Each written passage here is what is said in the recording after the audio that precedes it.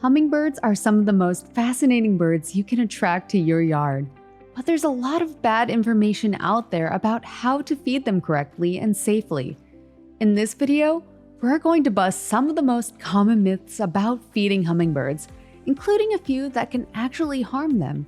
That way, you can help keep these amazing birds healthy and thriving.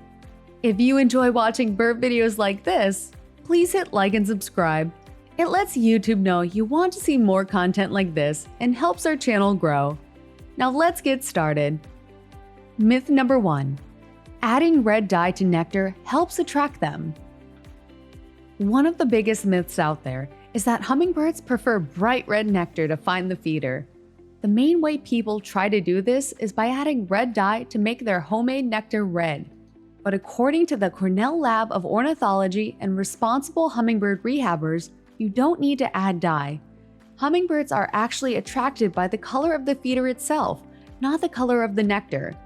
Red dyes can harm a hummingbird's kidneys and liver and should be avoided entirely. Myth number 2. You have to boil the water when making nectar. A lot of people think nectar isn't safe unless you boil the water first. They believe boiling the water cures it of impurities. But according to the Cornell Lab of Ornithology, Audubon, the Smithsonian National Zoo, and other experts, boiling isn't required. The key is making sure the sugar fully dissolves. Stirring thoroughly with hot tap water works just fine. What truly matters is cleaning your feeder regularly. Every few days in cooler weather and every day or two when it's hot. That's what keeps the nectar safe, not whether the water was boiled.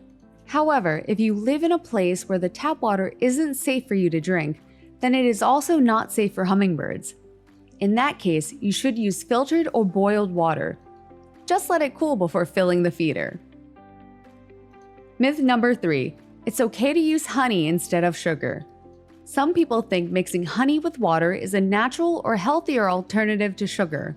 But it's actually dangerous because honey has a different sugar profile, high in glucose and fructose instead of sucrose, which is what hummingbirds are built to digest. When diluted, honey ferments quickly and supports mold and fungal growth. This can cause tongue infections and make it hard or impossible for hummingbirds to eat, eventually leading to starvation. Only plain, white granulated sugar should ever be used in hummingbird nectar. Myth number 4. Brown or organic sugar is better than white sugar. Some people assume that brown or organic sugar is more natural and must be better for hummingbirds. But this isn't true, and it can actually put them at risk.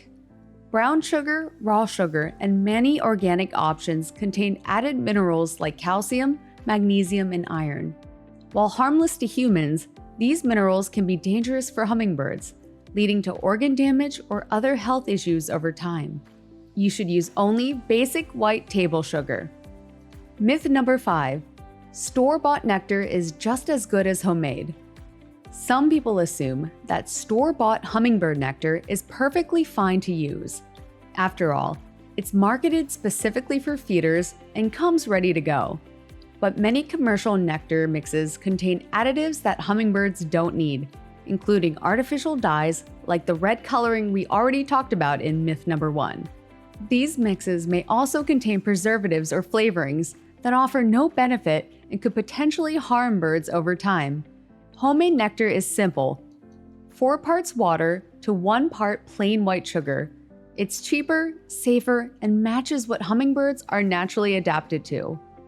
Unless the label clearly states it's free of dyes and additives, store-bought nectar just isn't worth the risk. And even then, homemade is always the better choice.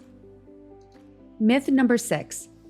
You should use a stronger sugar ratio in hot weather. Some people believe that increasing the sugar ratio in nectar, usually to 1 to 3, helps hummingbirds during the hottest part of the summer by giving them extra energy. But this can actually do more harm than good. In hot, dry weather, stronger nectar can lead to dehydration and put strain on a hummingbird's kidneys and liver. Extra sugar makes it harder for them to stay hydrated, especially when clean water is already limited. Experts recommend sticking with the standard 1:4 ratio, 1 part sugar to 4 parts water, even in extreme heat. Ratios between 1 to 3 and 1 to 5 probably won't hurt them short term, but it's unnecessary. Hummingbirds are built to handle a consistent mix, and that's exactly what we should give them. Myth number 7. Don't place hummingbird feeders near other feeders. Some people believe that hummingbird feeders need to be placed far away from other bird feeders. Otherwise, hummingbirds won't use them, but that's not true. Hummingbirds will still visit feeders that are near seeds or suet feeders, even if they're on the same deck or hung from the same general area. There's no need to isolate your hummingbird feeders across the yard. What matters more is that the feeder is visible, has a clear flight path, and isn't overwhelmed by activity. That said, if you're hanging multiple hummingbird feeders, it helps to space them about 10 feet apart. This gives the birds some breathing room and can reduce territorial squabbles. But when it comes to placing them near other types of feeders, it's perfectly fine. Myth number 8. Nectar doesn't need to be changed until it's gone. Some people believe it's fine to leave hummingbird nectar in the feeder until it's completely empty, but that can put birds at serious risk, especially in hot weather. Nectar spoils quickly in the heat, even if the feeder isn't empty. Mold, fermentation, and bacteria can start growing within just a couple of days, especially when the temperature climbs above 80 degrees Fahrenheit. Spoiled nectar can make hummingbirds sick or even lead to deadly infections. You should change the nectar and clean the feeder every 2 to 3 days when it's warm, and you may need to do it daily during very hot weather.